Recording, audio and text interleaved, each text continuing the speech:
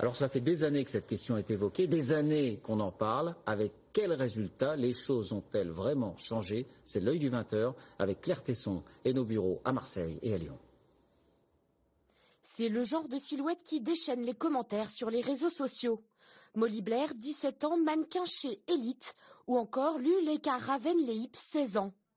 Des mannequins trop maigres dans les magazines et sur les podiums. Le débat n'est pas nouveau. L'œil du 20h va vous rafraîchir la mémoire.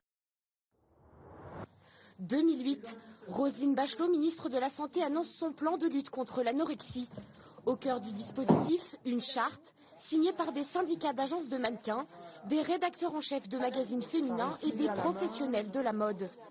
Tout le monde est d'accord, la maigreur comme critère de beauté, ce n'est plus possible.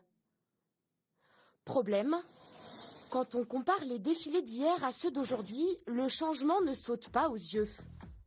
Pourquoi sur les podiums ne voit-on que des corps filiformes? Nous avons appelé des agents signataires de la charte. Mais elle n'a jamais été respectée, cette charte. Ah ouais. Par aucune des agences. Moi, ça fait 20 ans que je travaille dans les agences de mannequins. Et plus ça va et plus c'est maigre. Les agences de mannequins, ce sont des exécutants, quoi. Ils répondent à la demande des créateurs.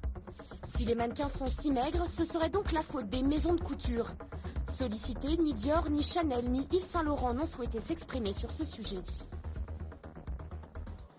Mais depuis ce week-end, un député grenoblois veut contraindre les agences à changer leur recrutement. Les mannequins, en moyenne, on estime qu'elles ont perdu 10 kilos en 20 ans. Si vous regardez il y a 20 ans, les mannequins, elles n'étaient pas grosses du tout. Donc c'est toujours plus maigre, toujours plus mince, toujours jusqu'à disparaître. Le député propose 2 amendements. Le premier impose un rapport taille-poids minimum pour pouvoir défiler. Et le deuxième punit toute apologie de l'anorexie. Le fait de provoquer une personne à rechercher une maigreur excessive est puni d'1 an d'emprisonnement et de 10 000 € d'amende.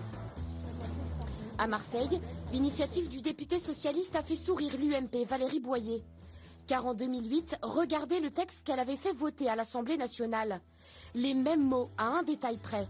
La députée UMP était plus sévère. 2 ans de prison, 30 000 € d'amende. Pas besoin donc, 7 ans plus tard, de refaire passer le même texte. Il suffit que le Sénat s'en empare et le vote pour que l'incitation à l'extrême maigreur soit punie par la loi. L'équipe du député socialiste conteste le copier-coller. Coïncidence donc, cette fois, le texte soutenu par le gouvernement devrait être adopté.